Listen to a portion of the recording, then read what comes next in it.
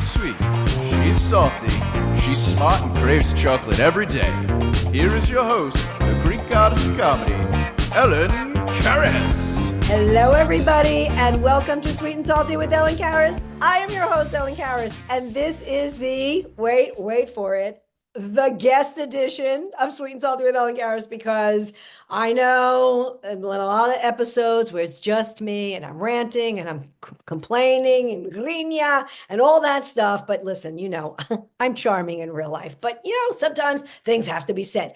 But we're turning it around. We're getting a slew of guests. I cannot be more excited about the guest that we have today. And it came about very serendipitously. I hope I said that right. We don't edit here, so I'm going to leave it in, even if it sounds wrong. Wonderfully talented, beautiful Greek French woman, which I got to tell you, that is quite the combo. And wait till I tell her my Greek French connection.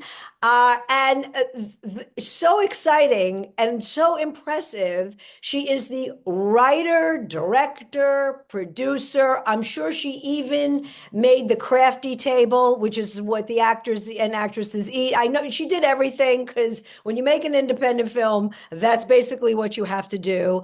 So without further ado, please welcome my guest, Rachel Suissa. Tell me I said that right. Please tell me I said that right. It was perfect. Okay, Thank you Thank so much, Thank Ellen, for this wonderful introduction. Best ever intro of my life. Thank you. So you're welcome. It's a pleasure to have you. We're so excited. Do we sound like we're so excited? Because we did not know each other last week, and a friend of mine was down in Florida, and she saw your movie, and she called me right away and said, "You have to meet this woman. I just saw this fantastic movie, Greek Mothers Never Die." And I'm like, wait a minute. That came up on my Instagram feed, and I saw your name connected to it. I didn't know who you were. I said, "What is that?" And the title is brilliant. It is as good. Sema then Leo. By the way, this is going to be a little Greek and English, so, but just, you know, you'll get it. Don't worry, Xeni, you'll get it. It's just up there with Big Fat Greek Wedding, which was a great title. Okay. It's phenomenal. And the thing is that you can replace Greek Mothers Never Die with Italians Mother Never Dies, with Jewish mothers never die. You know, Spanish mothers never die. Like, you can put anything in there. So it was really great. So my girlfriend raved about the movie. She's like, "I laughed, I cried, I this and that. You got to meet. So, and you met my girlfriend, and she's hilarious. She's a pistol. So Yes. I said, "Oh, okay." We love you, Arjondia. We love you. Thank you. You have no idea. She's very special to me. Very special to everybody that knows her. She becomes very special. So then she's like, "Ellen, you should do something. I think she wants to go to New York, this and that, or whatever." I said, okay, hang on a second. You let me know, because this is her project. So if she's here, we'll definitely meet, blah, blah, blah. Everything happened so quickly. So Rachel, and I'm just going to say this right up top. She is doing, I'll be there, a special screening on Monday, April 21st, which is the day after Easter for everybody, not just Greeks, but for everybody. And this is a movie, by the way, that everybody can go see. Okay, you do not have to be Greek to see this, please. Just remember that. Everybody loved Big Fat Greek Wedding, remember? So you're doing a screening at AMC Theater 7, which is on 11th Street and 3rd Avenue on April 21st. So the Monday after, Bright Monday, as we call it. And it's going to be bright, because we're going to be able to eat whatever we want, because I'm really done with the vegan thing. And we're going to do a screening of the movie. She's going to do a screening of the movie. Doors open at 6:30. We're going to start the movie at 7. And it's a 2-hour movie. And then we're going to do a Q&A, which I'm going to moderate, which I'm very honored to do. We'll have a few questions for Rachel. And who else is going to come with you? Simon Rerol, the lead actor, is going to be there. Okay. I have a crush on him. Okay. I have and We all do. We all do. I'm an old married woman. He's gonna look at me and go, "Who is this Yaya?" Okay, but he's ladies, cougars, just you. Try to control yourself, okay? Because this guy is sexy from the minute that he's on screen. So I didn't realize, you said to me last night, but I hadn't seen the movie, so now I know. And Oh, oh yeah. my God, He okay. is Tom Cruise meet Hugh Grant and Michael Scofield, for Prison Break, and you shake them, and you got Simon, you know. That is, oh, that is a great description. That is it. That's it. And Okay, he's so French. get your tickets now. Just for that, just get your tickets now. No, the movie's fantastic. So we're going to do that. We're going to do a little Q&A. We're going to open it up to the audience. We're going to finish by like 9:30, but it's going to be great. And let me tell you, it's going to go very, very quickly. And I'm so excited. So that's how it came. Yesterday, we spoke for the first time on the phone. And I have to tell you, I don't know if you felt the same way. You don't have to say it if you didn't, but it was just like, I felt like I knew you. I Your just, friends. like, Yeah. yeah, like we were just chatting. And I'm not like that with everybody for sure, So I got such a good vibe with you. And I can feel as an artist, stand-up comic, I haven't done what you've done. I did do a short film on being short because when you see me, you'll see how short I am. And I did a documentary that took me forever to edit and to put out there. And now it's on YouTube about New York City during New York City stories, COVID. What happened with us, during COVID? Nothing funny about that. I haven't done anything funny, but I have my stand up and whatnot. And just doing those little projects it was forever. It was for the editing, the location. I mean, and my stuff was so small compared to what you've done. So first, I want to just go back and get a bit of your background. You are Greek and French, which is fascinating to me. So to tell us a little bit about where you grew up and who was Greek, who was French, all that. Okay, so my mom is Greek. Mhm. She's from diaspora. She was born in Egypt. She's from Asie Mineure, Micri-Asia. And Mhm. when there were the whole genocide, in Micri-Asia, she moved in a small island called Aistratis, very close to Limnos in Greece. And when she was on her 20s, she left the country, she left Greece, and she moved to France. And there she met my dad, that was Jewish, born in Morocco, French, but his grandmother was from Thessaloniki, Jewish from Thessaloniki. And they had also had to move, when they were, they had to go away. And sorry here, because I think in French, but live in America and speak Greek, so it's a Right. big it's a big mess when I speak. It's not a mess. It's But incredibly impressive. thank you. I'm just so blown away. So go ahead. So, And so my dad, his artist name was Jean Vasilis, because even if he was really French, his heart belonged to Greece, and he did a lot for Greek artists and Greek culture, and he created actually the Sirtaki dance, for the movie Zorba the Greek, when it came out. Yeah, that's a little, we're going away from the subject, but it wow. was we needed a dance, a Mhm. choreography that every tourist, every person that is a non-Greek could feel Greek for 5 minutes while dancing it. And the goal was that it came out at the same moment than Zorba the Greek, the movie with um, so when this movie was about to come out, he created the dance, and with Melina Mercouri, it was the first time ever that this dance was coming out in the world. It was in his buzuki, Tonolimbo, buzukia, and that's how the craziness of the crazy night of Sirtaki started. And then at the same time, the movie came out. But really, in the movie, there is no dancing because, the main actor had an injury on his knee. So he actually never was able to perform the dance in the movie, you know? Yeah, Oh, Anthony Quinn. So, so, wow. so, Wait, so that Anthony was, Quinn, you said. yes. Right. Okay. Okay, Yeah, I so want to make sure we're talking about what the yeah, like. yeah, that's why. Yeah, yeah, he was Oh, in Zorba the Greek and all. And so, so then what happened? So he had this bouzouki. So me, I was raised from a Greek mother that had that it was all about food, all about restaurant, all about her love expressing with that, and a dad that was an artist, that was a singer, that loved music and dancing. And so I've always been raised in that kind of artistic universe, but also filled with food, and love. And that was my background, and so yeah. so where exactly did you grow up? Did you grow up in Greece? Did you grow up in France? Did you grow up? No, in France, because when my mom moved to France, I was born and raised in Paris, and so my mom had restaurants there. My dad had the Tabuzuki, Tonolimbo, and but then a couple of years ago, I myself became my mother. I migrated from France, my country, Mhm. to America.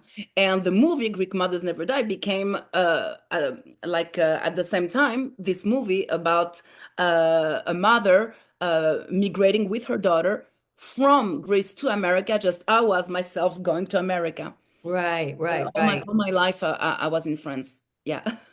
So I want also people to understand, because anytime I get the opportunity to say this, I like it to be known.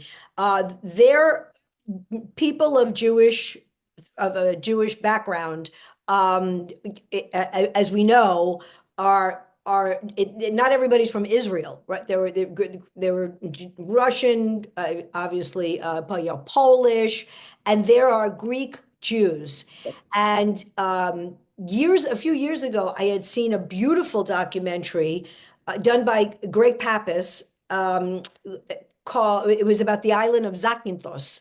And in Zakynthos, they had taken Jewish people that escaped from the Nazis, and they lived there. There was like 50 of them or something, and they emulated, and they were like, they're like family, and it was great. I don't know what ever happened with the documentary. It was fascinating to me. So, but anyway, I like people to always know that there were Jewish people that came to Greece to escape. But even before that, there are Greek Jews. And I remember, because I grew up New York, Greek Orthodox, and later when I went out into the accounting world, because I was an accountant before this, don't try this at home, anybody, please. I remember meeting someone that was Jewish and was Greek, and I was completely blown away. They're considered Sephardic. So that's interesting about your dad too. People don't realize that unless you've actually met somebody that's a Greek Yes, Jew, yes. right? And it's great what you said about the documentary, because during Mhm. World War II, everyone was closing their doors to the Jewish. No one would bring them in their country. So that's awesome, this island that Yeah. welcome them in Yeah. moments. But Yeah, yeah. it's on my list of places to go visit, but we don't have any fun around here, so I don't know when that's ever going to happen. Anyway, that's another story. Okay, so you came to America. So tell me, did you like have another career before doing filmmaking? So how did you get into this, you Okay. know? So my parents were often busy, right? And my mom was all the time at the restaurant. So basically, I've been raised by movies. Are you that's funny. Are you an only child? No, I Okay. have a little brother, and Uh-huh. Christos, and we were both raised by movie. We are very close because basically we spent a lot of time alone, and we were watching movies, and like movies basically not only made our education. Like I learned about dental floss, during Pretty Woman. When I was watching Pretty Oh, Woman, I that's was 10. I so was like, funny. what's that? Well, hopefully you didn't learn other things when you watch Pretty Woman. Well, I say, okay, so champagne and strawberries go well together. Okay. And piano is sexy. Okay. So, yeah, I learned, I mean, basically, not only I learned tips, but also I traveled the world through movies and emotions that were not mine, but that came to me. And so I always thought, I say, okay, I want to live those emotions. I want to make people feel those emotions. And so when I was 18 years old, I said, okay, I think that what I want is not to be a lawyer, is not to do economy, is I want to be an actress. And so that's how it started because to I wanted to experience all those thousand lives, that experience actors. And my dad at the time, he was older, and he still had some connections. And he said, you know what, you pass your baccalaureate, pass your, at the end of the year of high school, and then we'll see what we can do. And I said, okay, that's a deal. And then what happened is that at the same time that I was passing those exams, my dad got diagnosed with cancer, lung cancer. He died in 2 weeks. Oh, And so, yeah, and that's when I say, okay, life is short. So not only I'm straight going for acting and do what is in my heart, but I need some time to think about priorities in life. And so I went on an island. And so I went on Tenerife in Canary Island, and I studied fine arts and audiovisual and theater because I was obsessed with one thing. Am I good or not as an actress? Like, is it something made for me or not? Am I any good? And then I went there, and then I had my answer. It doesn't matter if you're good or not. It matters if you love it, you know, because that's what there is always room for improvement. You just have to be sure that you love that word and that you are doing it for the right reasons. And so then I came back to France, and I studied acting for 8 more years, and I started to shoot in big movies, and I had a TV show in France, and I loved that life. And I was on my 20s, at that time. And my husband said to me, because I met him when I was 16, so he knew me all my life. He said to me, "You know that TV show?" I said, "Yeah, I'm great, am I not?" And he said, "No, it's shit, really. It's not gonna work out. It's gonna bomb." I was like, "Really? No, but look at me." Nope, nope, nope, nope, nope. So you know what? I suggest to you that you go into writing and directing because one day you'll be 30-year-old and you'll be waiting for the phone to ring. And sure enough, mhm, TV show bombed. After mhm. 80 episodes, prime time, where like the new friends, we were like it, but it died. Right. And me at that time, I was writing already. I was writing a one-woman show called Maman, je t'aime, PS lâche-moi, which is Mom, I love you, PS, let me be. And but I never thought that I would be able to direct a movie, or a TV show or something. And so we made a bet with my husband, and I said, "Okay, I bet you that I can do it by August." And so did I. And so my TV show had just been canceled, and so I went to see the producers, and I asked if I had the right to talk about the behind the scene without, criticizing anything, but just making a satire, very objective and cool, and putting the light not only on the actors but on all the different the crew, the producers, the writers, everyone that is part of this microcosm. And so I wrote that in 3 weeks, co-directed it with the director of the TV show that bombed, and we received so much love, so much help, so much people that were happy that we put light on them, that we ended up in a double set with two Steadicamers, 150 crew people in the crew, and 100 actors that played in that. And so that was my first thing that I ever direct. What was that called again? So that was called Almost Famous, Okay, and now it's still online, but it's in French. right. And there I realized that I love to act, but as an actress, I always felt fragile because you never know. You are seen through the lenses of the director. You want to please him. You want to make sure that your performance is the best one. That there is always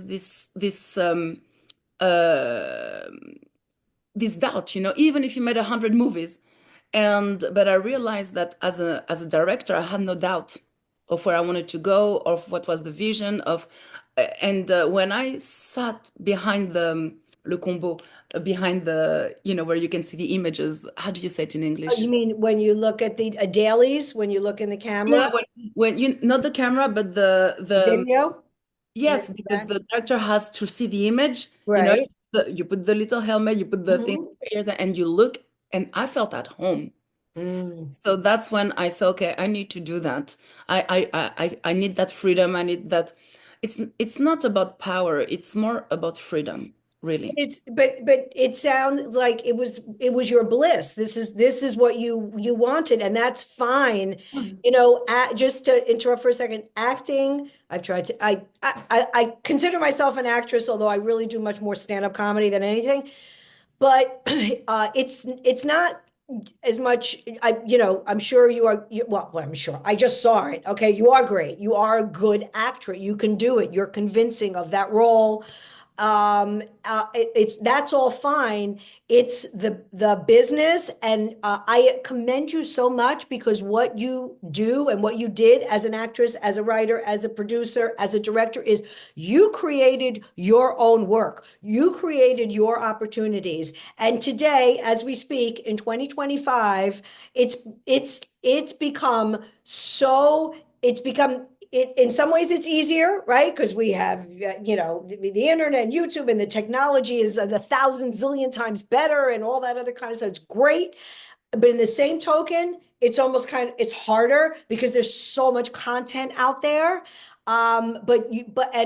It's just hard. And with acting, and I found this, and I'm sure you did too, especially for women. And this isn't like, oh, I hate men, because it's not. I love men, because as I mentioned about Simon, how cute he was. But what I mentioned, I have a lot of men friends. Stop. So because it becomes about your look, and as you age, and it's so difficult. I mean, the male actors also, they feel the same thing. So because it's so much about type and look, because people have an image in their mind about something, and it's hard. It's just hard. And there's a lot of people that think that they can do it. There's a lot of people that can do it and they're great, and they never work. And then there's people that are working and they probably shouldn't, but they look amazing and they're gorgeous and this and that. And then there's people that have the look, have whatever look is needed, and they are very talented. So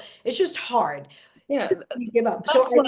I love that you did that, but you also, again, it's not if that isn't the number one priority, and knowing that you looked in the lens and you saw that that's what you wanted, it's fantastic. That's half the battle, is knowing what you want. Yeah, but I have to say that what you're saying is very interesting because uh, what put me in that position is suffering from the cliche and what people want and the type of role and the casts. That's what put me there because all my life as an actress, I heard that sentence when I was young actress, oh, your head does not go with your body. We don't want to see you, sorry. They would see picture and I was photogenic in my pictures, which can be a pro because basically photogenic is you look better on camera than on real life. And so I don't know what's best. I think it's better to not be photogenic. And so I would arrive in the office of a casting director, and I was on my 20s. I was a size 8, I was not thin, I was not fat, I was normal. Right. Had this image of my head had to go in a 5'9" tall and size 0, and they would say, oh no, you're like that. Sorry, no, no. And when I was chosen in my TV show, I mean, it was not it was we were three lead girls and three lead guys, and in that production, all the girls were models, always, always. And when came my turn to be, okay, are we going to take her or not? Because they really liked my performance, but there was a huge, huge meeting around my weight. Like, should we? I mean, she's like chubby. Oh my Should we take God. her or not? And it was a fight. And a woman, a producer there, she fight for me. She said, no, I think we should take her, even if she's like that. Right. And so then in every scene, I was eating in the movie. I had the Nutella, I had chocolate in every scene. And in one point, I talked to the authors there, Mhm. and I said, "Excuse me, where is the scene that you made me throw up?"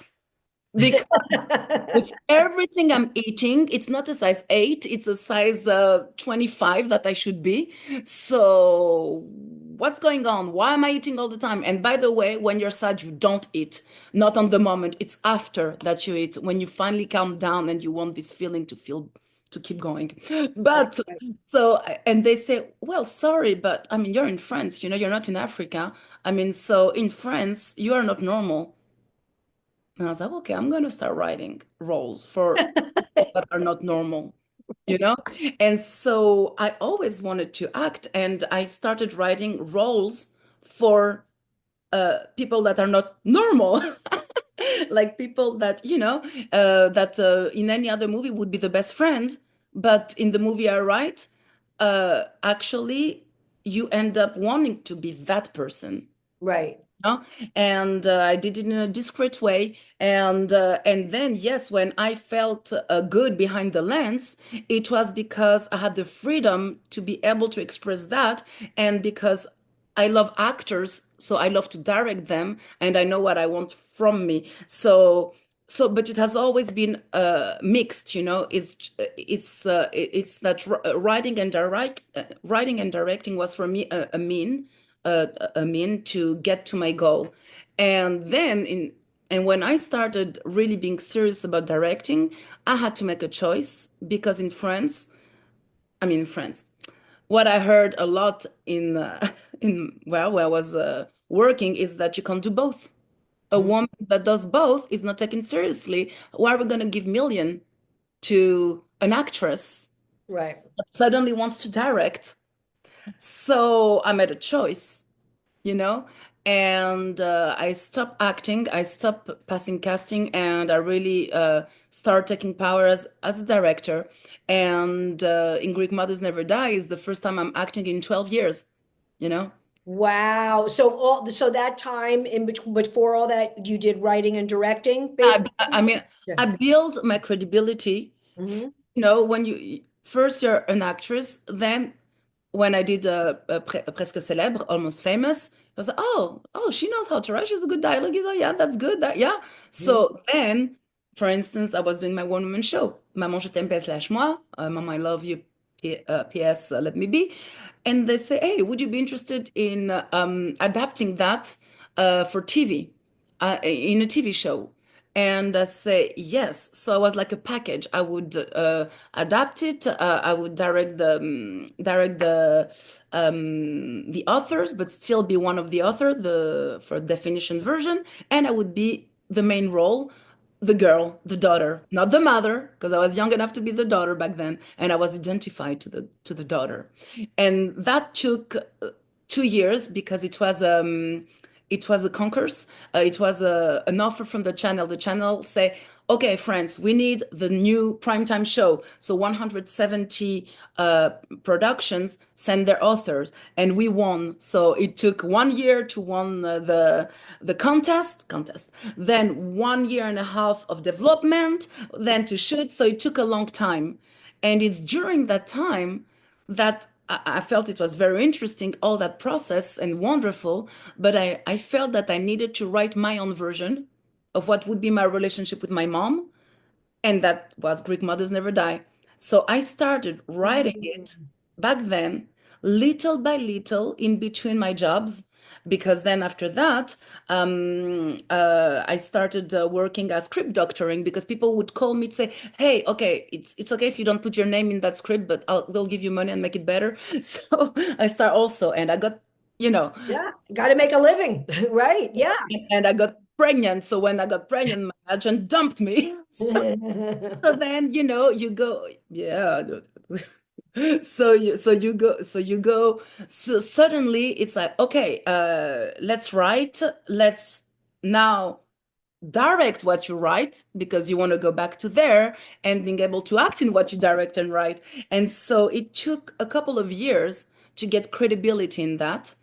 And then that's why it's fun. It's very full circle because then when I finally finished Greek Mothers Never Die in between my gigs, I sent it to a girlfriend of mine who is English but lived in America for a while, and she said to me, "Hey, send it to that friend of mine, producer in LA. I'm sure she's gonna like it." And she really loved it. And 3 days later, she called me and she said, "I want to buy your script, Greek Mothers Never Die."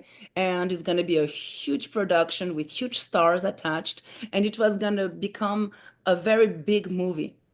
And she introduced me to Eleanor Daly and Edouard de la Chomette Autopilot. That's their production in LA.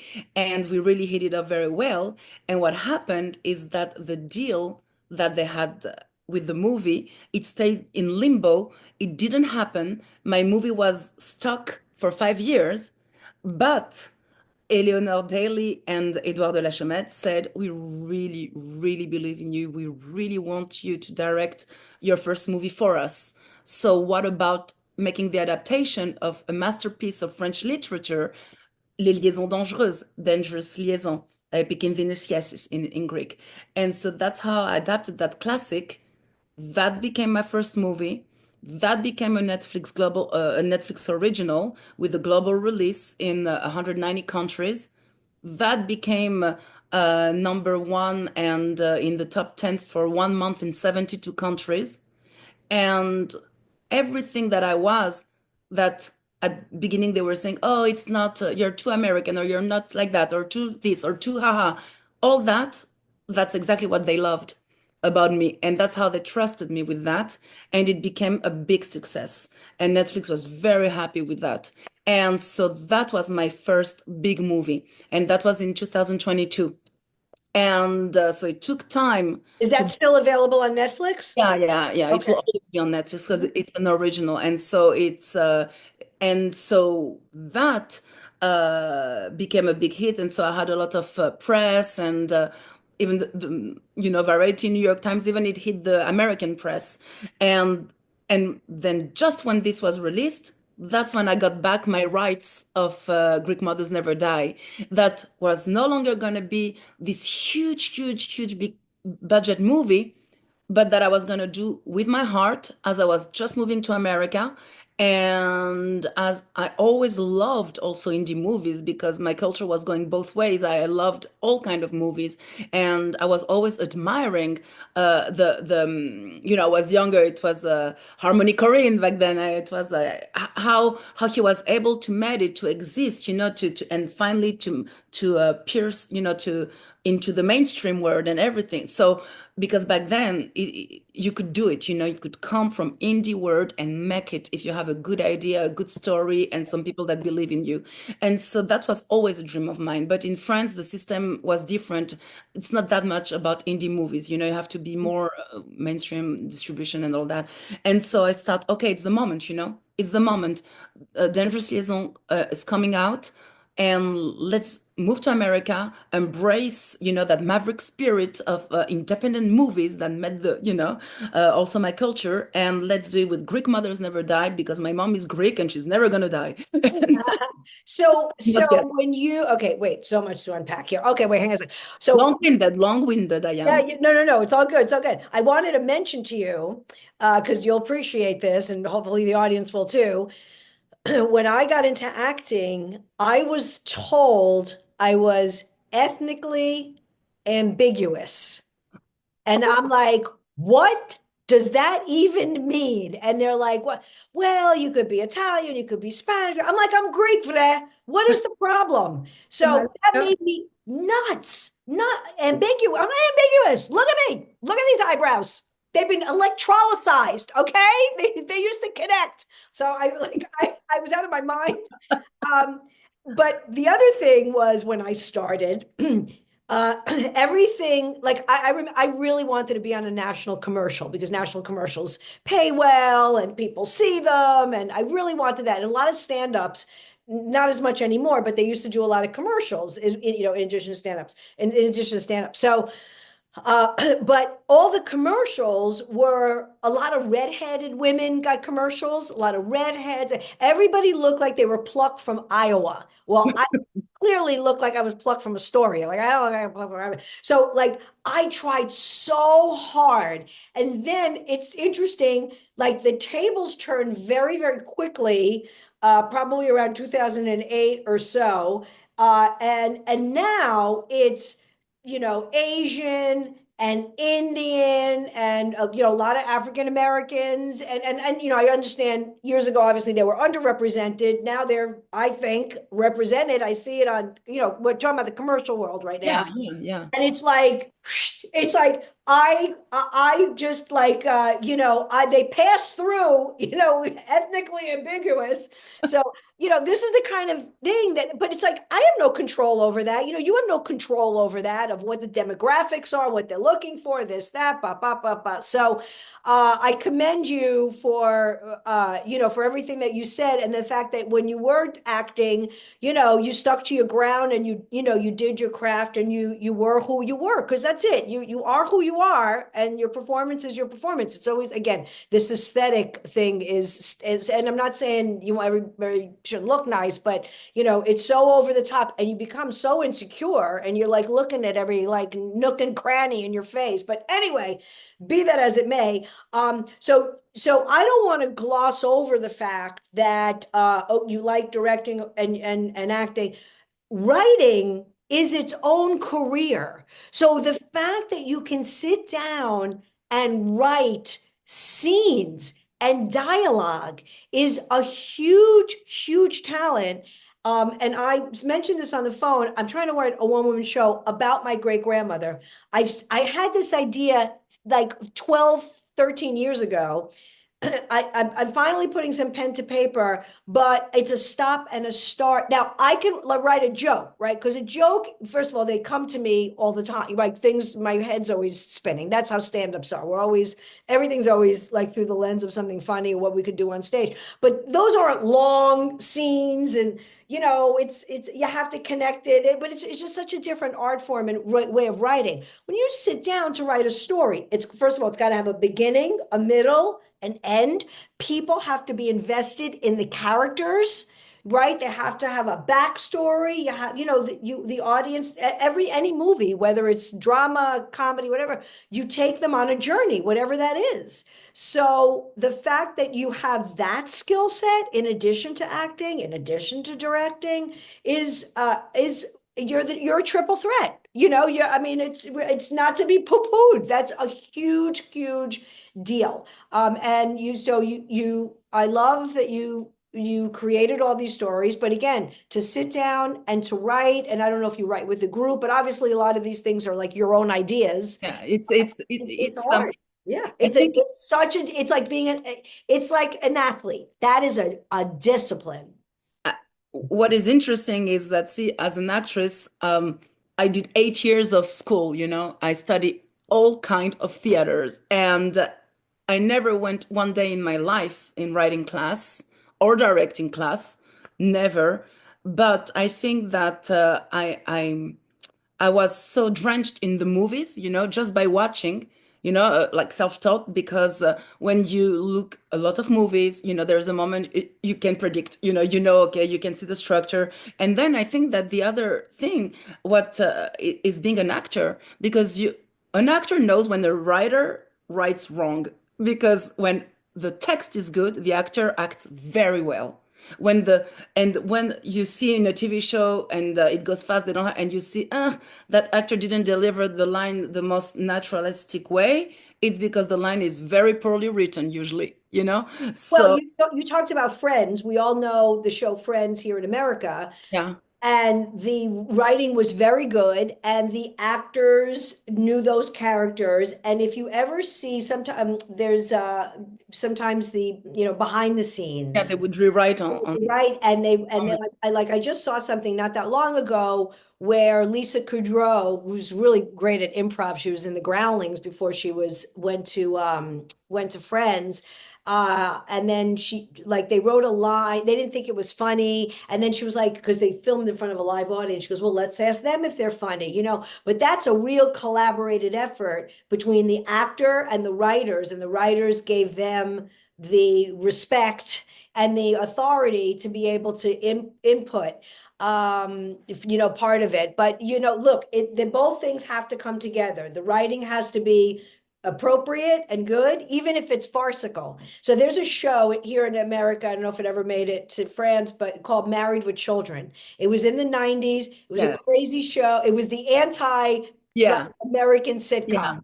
Yeah. And it's I love the show because they took such cuckoo, crazy, circumstances, and those actors made it come to life and made it real. There was one, and I'm going to say this really quick. There was one episode where aliens come and only the main character, Al Bundy, sees them or whatever. If you saw this on paper, you'd be like, this is insane. They were able to make that so funny and so real. So that's my point, is that it's a collaboration, to be able to do that, and but you have all that talent. I'm so in awe of the movie. I just watched it. I'm not giving anything away. Okay, I want either and we're going to talk about when it's going to come out for streaming, but certainly I have a lot of people from New York, friends of mine, that are here. And as a matter of fact, today, by the way, is Palm Sunday. It's everybody's Palm Sunday. It's the Xeni Palm Sunday, and it's the Greek Palm Sunday. And we had the luncheon, and as a matter of fact, I told a bunch of my girlfriends, so I'm going to be sending out texts, and I'm going to be posting it on my social media. But if you can make it on Monday, April 21st, 7 p.m., AMC Theater, 11th Street and 3rd Avenue. Rachel's going to have it on her social media. I'm going to have it on my social media. It's going to be great. But when we go to, and I want to talk about, we didn't even talk about the movie, but before we talk about the movie, I want to just tell us, it's so good. It's so good, everybody. You laugh, you cry. I'm telling you, my girlfriend called me up right away, and she's like, I can't believe it's so good. And it's for families. I mean, there was a couple things in there, but it's PG-13. Let's put it that way, and only because of just a couple of words. And there's three. Right. It wasn't scenes, guys. No. It's not scenes. No. It's just words. And quite frankly, kids know a lot. So, F word that comes back a couple of times. Right. Like nobody's ever heard of it. Nobody 13 and over is never 13, 9 and over. But anyway, so where are people going to be able to see Greek Mothers Never Die? And then we're working a little backwards here today, and then we're going to talk about the movie, and I'm going to let you talk about it because I don't want to give anything away. So, because you have a deal with Apple streaming, right? That it's going to come out on Apple TV. So right now you can pre-order it on Apple TV as an exclusivity. You can pre-order it now, and this is very important. The pre-orders, because if a movie especially an indie movie that doesn't have a huge machine behind to support, that doesn't have big stars attached, but that still want to exist. Okay, if you want to support an indie movie, it's very important to pre-order, because after 200 pre-orders, so that's not that much, 200, it's not like 20,000, just 200, it will change the life of the movie, because the movie will, on its release day, pop up on homepage. Mm-hmm. If we do not have 200 pre-orders, the movie will be swollen in the machine because we do not have stars attached. And that was a choice that we made. We wanted to not have stars attached, but to have a hard casting, and so now we're fighting for our choices, and so it will be wonderful to support the movie and pre-order it. And then after the 9th of May, it's not just going to be on Apple TV, it's going to be on all digital platforms. And so that's going to be an exclusivity for 3 months, just like with other movies that come out from cinema. They come from cinema. You can never watch it on the streaming. You can just pay for it. And then after 3 months, that's another window that will be the streaming window. Mhm. We'll have another Okay. we'll have another podcast about that. That's later. Okay. Okay. All right. So let's talk about the movie. Oh yeah, Greek. and just Yes. for the Greeks that Yeah. are not in New York, but that are I mean Greeks, it's open to It's for everybody. even ambiguous ethnicities. No, it's open to Anybody that's ethnically ambiguous. I love that. I mean, this should be the title of your other one-woman show. You know, do another one-woman show, call it an ethnicity and what you said. Well, that one was going to be Tales of a failed sailed up comedian. But okay, go ahead. Anyway. Yeah, so of course we have the 21 of April in New York that is super important, and Simon will be there. Then the 25 of April, so 4 days later, we'll have a local premiere on Amelia Island, which is the island where the whole movie was shot. In And Florida, everybody, Florida, Florida. Amelia Island, which is outside of Jacksonville. Exactly, it's a Mhm. beautiful island. It's nobody, I mean, people don't know it so well, and I think that because the islanders like it that way, but it's a And wonderful island. and as I mentioned to you last night, and I'll tell the audience, my husband and I actually went there years ago. I used to try to play golf. I kind of gave it up because I really golf takes a lot of time, and I don't have. But for a bunch of years, I did take lessons and and we took it as a golf trip, and it was beautiful. But we stayed. We ate, at the restaurants. I remember the spa we stayed at the Omni, plantation. uh, The plantation. yeah. And I went, the spa was amazing. It was just great. It was really, really, and it's on the water there on the coast, Yes, the Atlantic Ocean. It's on the east coast of Florida, and it was great. And you can fly into Jacksonville, and it's like, I don't know, 45 minutes from the airport or yeah, whatever. yeah. But yeah, so that's where you filmed it, which That's was right. funny. I recognize just because I've been. Yes, Yeah, okay, that's where I live actually. So paradise. it made sense for, yeah, I came here to visit for my birthday, and I was like, okay, so there is music everywhere. There are theaters here. There are art galleries. We're going to live here now and shoot the movie here. It's gonna be fine.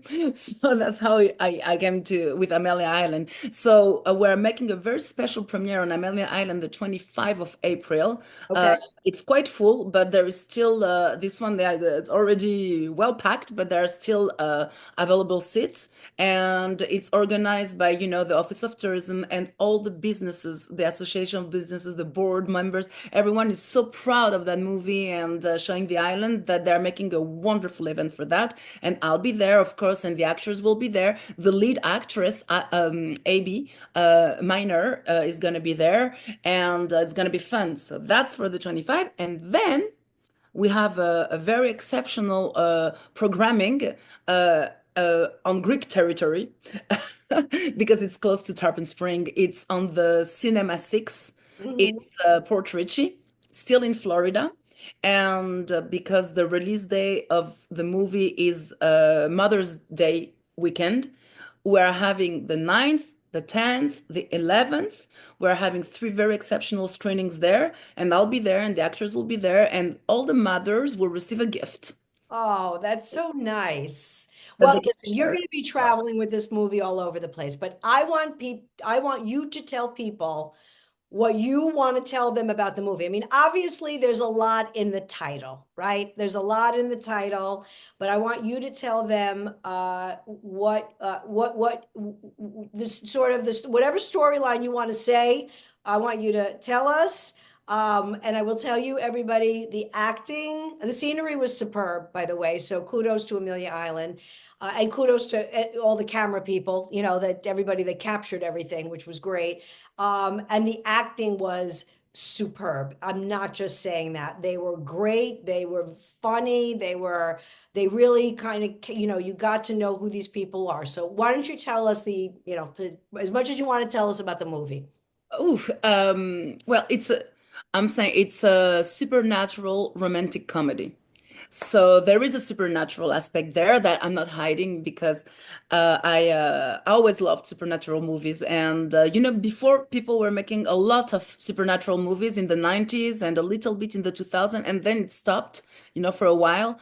And I was thinking that for my first indie movie, it will be great to bring back my version of what would be a supernatural movie. And I've always been like a pretty woman, when I was young. So I always loved romantic comedies because there is something very warmth in it. But it's also really hard to make them because people have seen so much of them that it's almost like, they can write and direct before before to even see the image, they already know what's happening. Mhm. So this movie is a romantic supernatural comedy with a twist because I love the classics, but I love to also go farther and give it a little spin.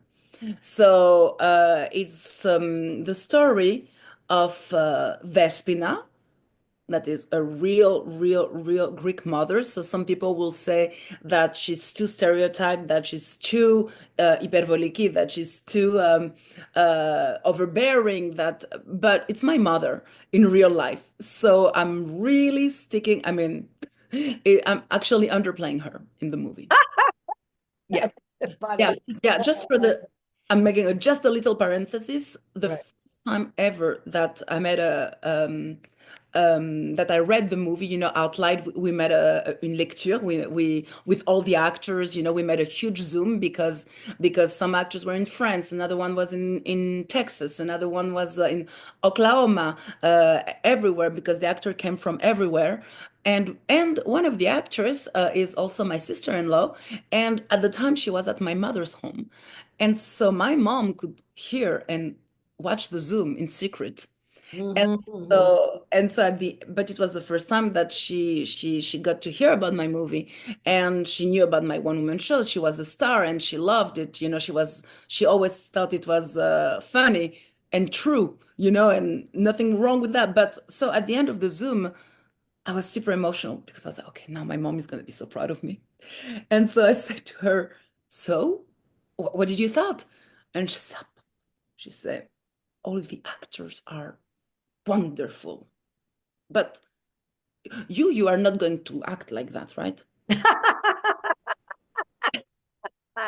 And I'm rarely upset with my mom because I always take it with a spoon of salt, or Yeah. sugar, which one it is. But this time I was like, what do you mean?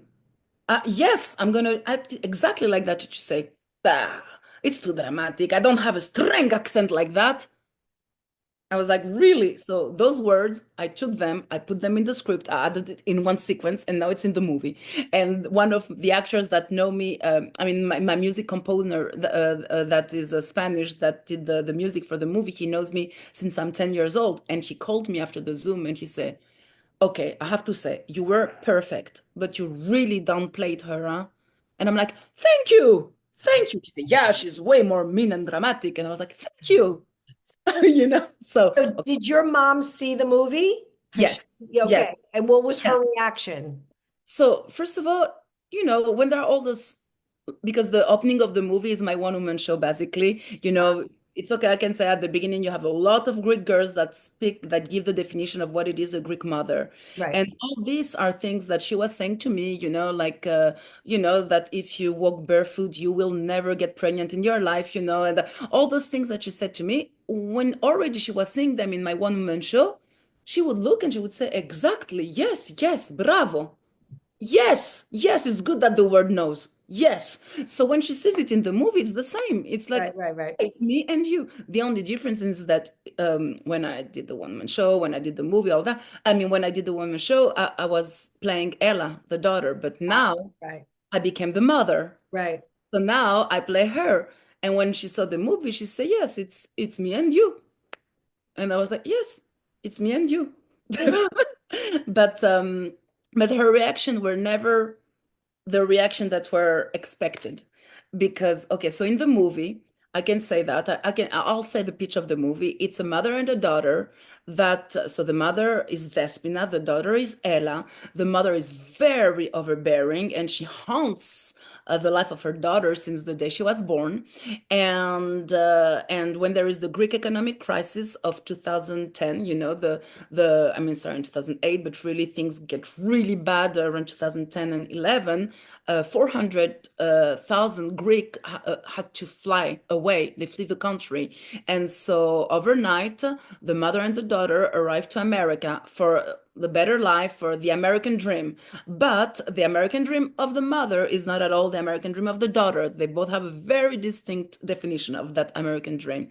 And so the mother keeps fighting all the time about, the daughter has to take over the restaurant, the daughter has to never leave the house because, she's afraid. It's just her way of loving. And so one day, Vespina, that always threatened with the heart attacks, up, up, up, up, up, don't go where I'll die. Up, up, up, up, up, don't go with that guy or I'll die. Don't take a flight or I'll die. She says, don't leave me tonight or I'll die. And the daughter says, you know what, then die for once and for all. And she drops dead. So she becomes a ghost. And she keeps haunting her daughter from the grave. And she keeps doing what she does best, overruling her life. She never goes away. Oh. And I'm sorry, did you want to say any more about that? Because again, I mean, try not that's the pitch. I mean, I don't want to say it, but I mean, I will say that she keeps haunting the daughter, and obviously with the two things that are the most important, because the mother believes that she's there for unfinished business, which is true. Right. But well, she's young when she, passes, she's young. Yeah. But she believes that this unachieved business is obviously that the daughter has to take over the restaurant and marry the right Greek guy, and as she chooses. And so obviously during the movie, you are going to learn that the unfinished business is not what she believes that it is. And basically it's a movie, of course, about acceptance, that each one has to accept the other as it is, and about growth, because both are going to grow in the movie. The mother is going to grow a lot, even if she doesn't believe that she has to. And the daughter literally will grow. At the beginning of the movie, the daughter is like before that, the butterfly becomes a butterfly, and the mother takes all the space. And it's almost like it's the movie of the mother, she's the star. And then as the movie progresses, the daughter is going to start to become charismatic and grow and take her wings, and it's becoming her movie. And of course it's about love, because I mean, love is what makes the world go round, right? Right. So there is a triangle there, the triangle of love. There is a double love story, the love story mother-daughter, and the love story literally between the daughter and the very handsome Nick, that is basically they grew up together, and they were both nerds and not comfortable with their body and not comfortable socially and awkward, but we love that, they were happy. And then when she sees him 15 years later, cut to he's a Greek god and she's not. So, And things happen, and so you have to see the movie. Things yes. happen. Yes, see, you should have talked about the movie, because It's okay. And there is a trailer, by the way, ladies and gentlemen, as well. Maybe I'll probably post that someplace as well.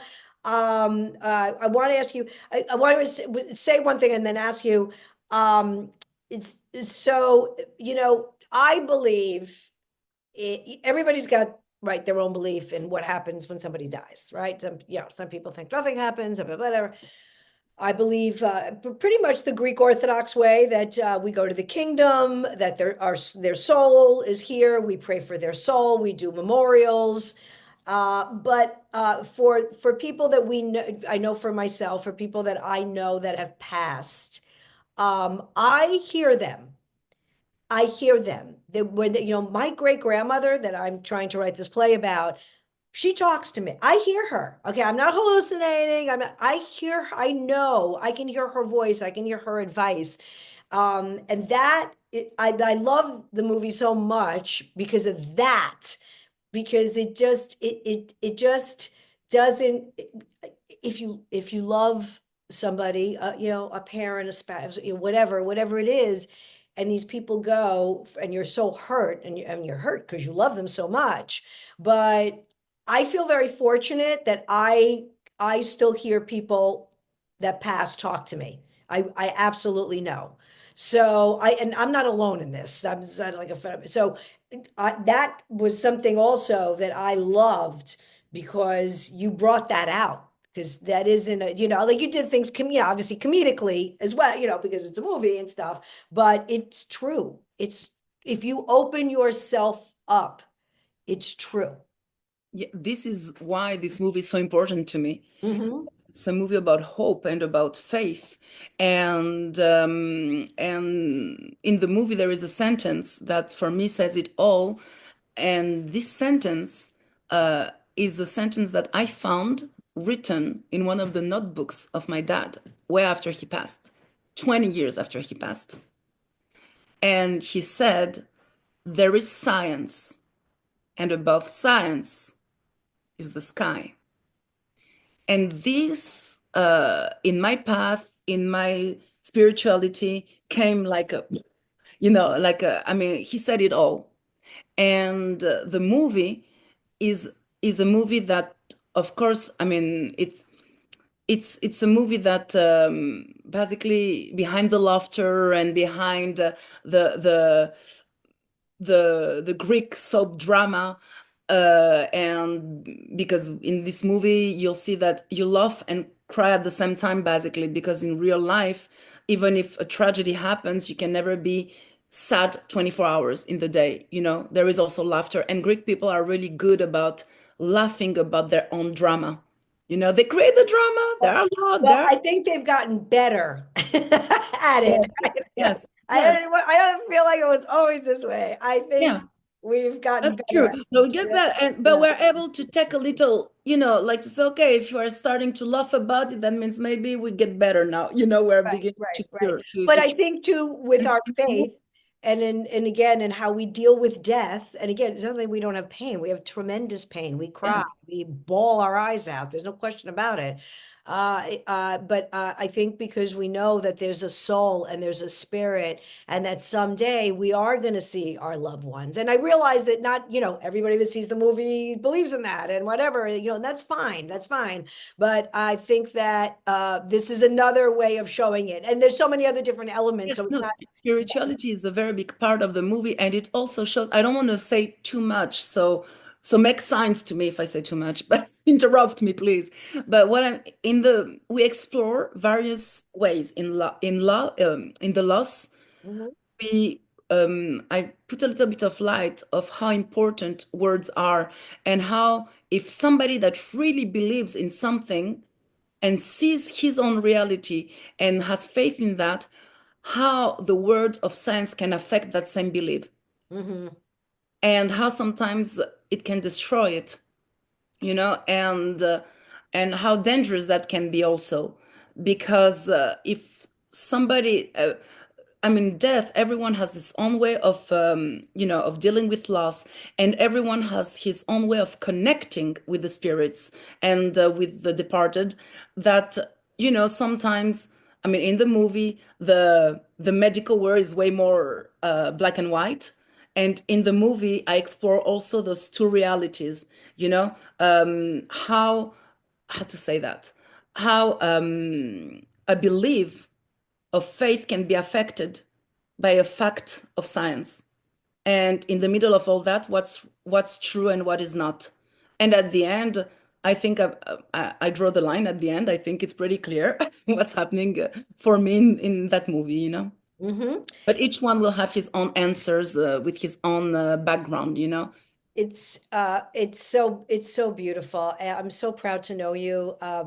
This is going to be very successful. I see it in my third eye, not without a lot of hard work, of course, and promotion and getting the word out. I think it's sweet. I think and it's different. I haven't seen anything like that before. And I watch a lot of stuff. I do want to just one more thing I want to ask uh, about the actors. Abby looks very familiar. Was she in anything, or I feel like I've seen her someplace, but I don't know. It's her first. I think she had one small role in a movie before. In I think a little, just one.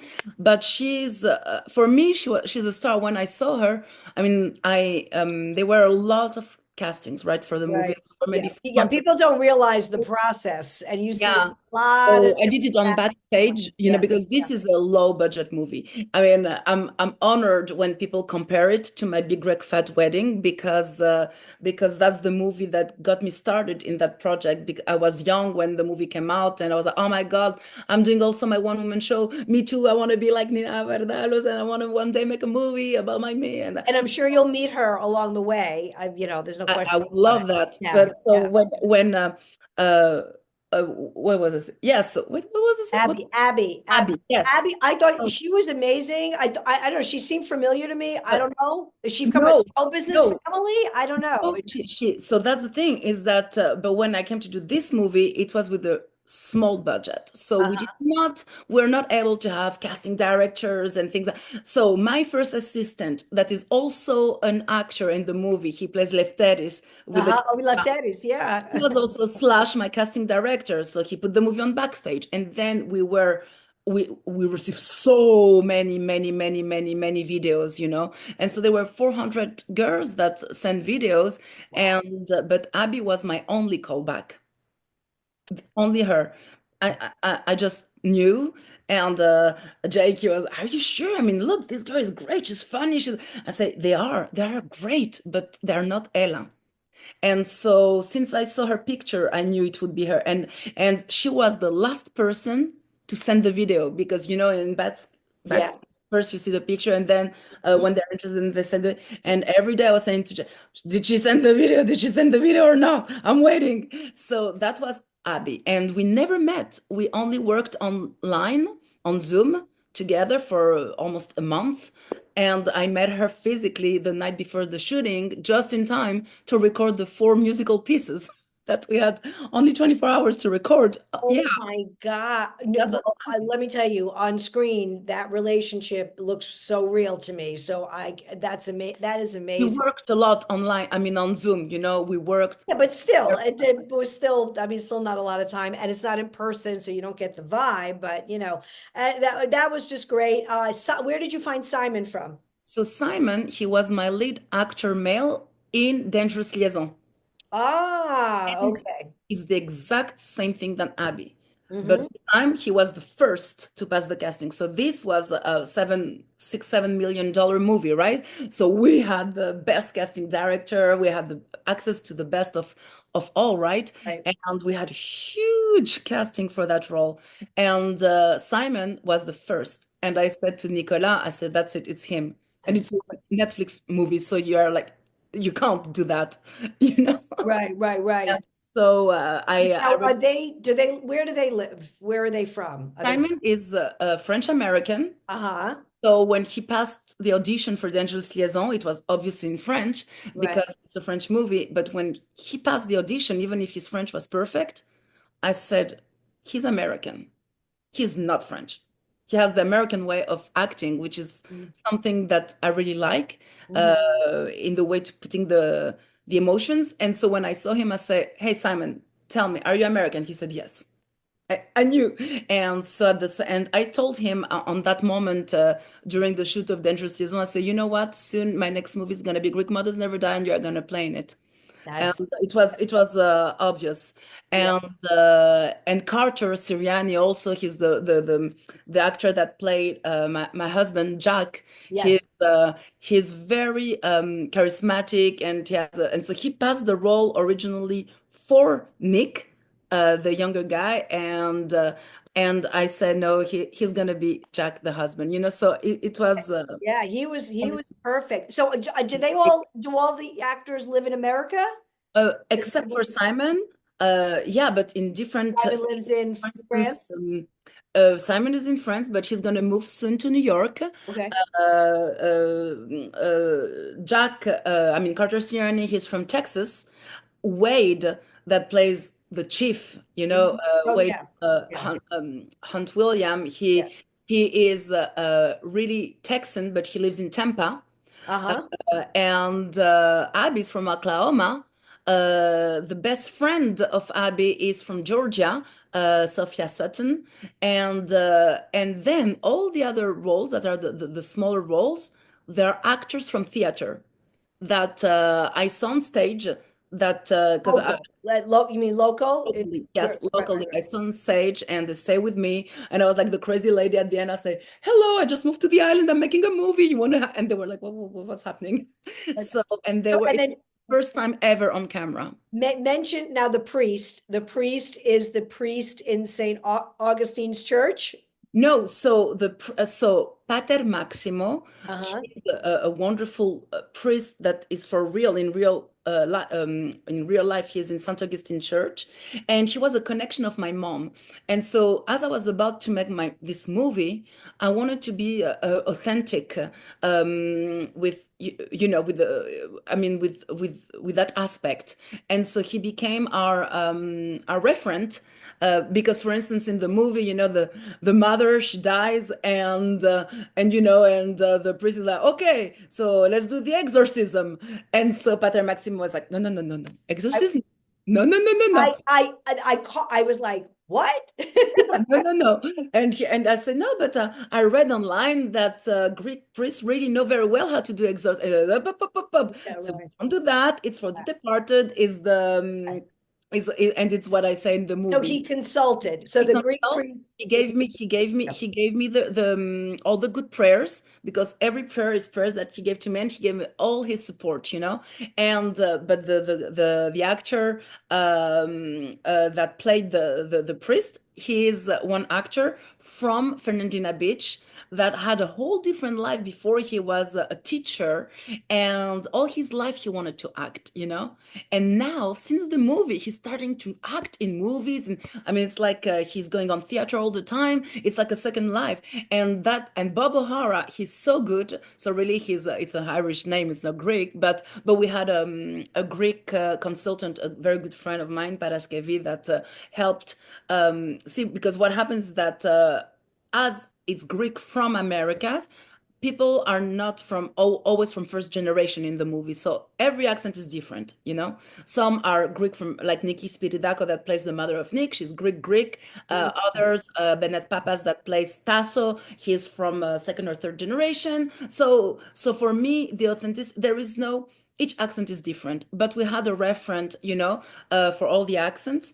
And actually, what's funny with Bob is that he's so good that, so my mom watched the movie, right? I was sitting next to her. I was filming from the movie to her, from her to the movie, like that, for my little memories. And at the moment that I die, me being her, her own daughter, but really, is it her? And the priest is there and all that. And I said to her, Mom, how do you feel? Are you sad? Like, how do you feel? And she's like that. She does not move. And she said, where did you find that priest? He's wonderful, so funny. Well, he's big. And I'm like, really, Mom? She was zeroed in on the papa. Yeah. That's good. The casting of the papa. We had to Yeah, make the that up. papas. But at the end of the movie, she was crying with all her heart, of course. So the end always gets you. Yes. But yeah, so every role was it was almost like a gift, like the man that plays the how do we say that, with all the tattoos, he's the custodian, Yeah, yeah, yeah, yeah, that man. I saw him pass in front of my window in the street, and I arrested him. yeah. I, he came. I said, He looks like he was arrested. Like, no, but well, when you see him like that, and she's, and so we were all staying in a hotel, and it was Sea Cottages. It's a great hotel in Amelia. It was awesome. All the team was there, and he was the custodian, and in the Sea Hotel and the Sea Cottage, and I see him passing. And he's coming because I have a little problem with my toilets. So he's coming and he opened the door and said, you have a problem with the toilet? I said, it doesn't matter, sit. I said, sit. Here is a script. If you don't mind, I'm going to put my iPhone here just to record it. Just say the line. And put down your plunger. Here's a script. yeah, here's the script. Oh And my God, you are so funny. That's a great you know what I want? story. That's a great. So we'll have to. So again, everybody in New York, Monday, April 21st, we are going to watch the movie, 7 o'clock start. New Yorkers, get there on time. 6:30 doors open, 7 o'clock, we have to start the movie. Even 6:45, let's say 6:45. 6:45. Yeah, really Greek time. And then we are going to do a Q&A. I'm going to ask a few questions. I'll figure out during the week, and then you and I'll, go over it and stuff. And then we're going to open it up to the audience. They're going to have a zillion questions. I mean, we're going to try to keep that to a tight half hour because we have to. We'll do a meet and greet out in the lobby. That'll be fine. But I urge everybody to come. And by the way, also, if you are in some kind of community, doesn't have to be Greek, of course, but and you want to have a movie showing, I highly recommend this. If Rachel can come or she can't, I think it's a great movie to see. There's a bazillion community centers in this country, that's always looking for something new, and it touches all ages. So I'm so happy we met. I was just like magic, right? It was it's amazing. So it was meant to be. It was destiny, Destiny for sure. So Greek mothers never die. I can't say it enough. It's fantastic. If you can't make any of these things, then look out for it. Oh, by the way, give us your social media because I want people to follow it, because then you're going to make announcements as to when everything is going to be on whatever, Oh, yes. And we have social media. Greek Mothers Never Die as an Instagram page. Instagram. And then we have GreekMothersNeverDie.com, which is our website. And by the way, that's where you can buy tickets also for the premiere in New York. And I'm also on social media, Rachel Suissa. And I would love to see you in New York. It's very special for me, the town, the city of New York. I mentioned it a couple of times in the movie with a lot of love. You did. A lot of love. And my next movie, I'm gonna shoot in New York. A big part of the movie will be in New York and in Astoria. So I really I'm going to give you my headshot when I see you. I mean, oh, you don't. You're already in the movie. Don't know it. I'm just going to be like, stop, put the camera down right here, please. You already are in it. All right, no pressure. It's going to be great, and it's going to be great. And the Greek community here is absolutely going to be open arms to you. So I know it. I know. I know it's Pascha, but Mondays for eating the magiritsa, the arnaki, and the tavra, and Monday is to digest and to laugh. So come to family, Absolutely. All right, Rachel, Evkaristo, Rachel Suissa, please follow her. I support indie movies. This is a labor of love. This is a rising star that we have here on Sweet and Salty with Ellen Karis, okay? So it's a special edition. Hang on, after I go, we're going to talk for a few minutes. You know me, you know who I am, Ellen Karis. All right, listen, we've been doing this podcast for like 11 seasons. For the love of God, please give me a like, spread it around. And you know where to find me: TikTok, Instagram. I'm at Greek Chick Comic, Ellen Karis, Facebook, Greek Goddess of Comedy, my website, ellenkaris.com.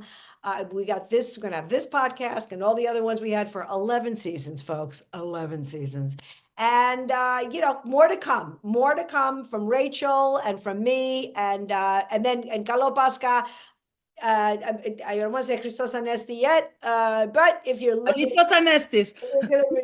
to this after April 20th at midnight, Christos Anesti, and if not, Kali Anastasi. So thank you, everybody. Until next time, bye.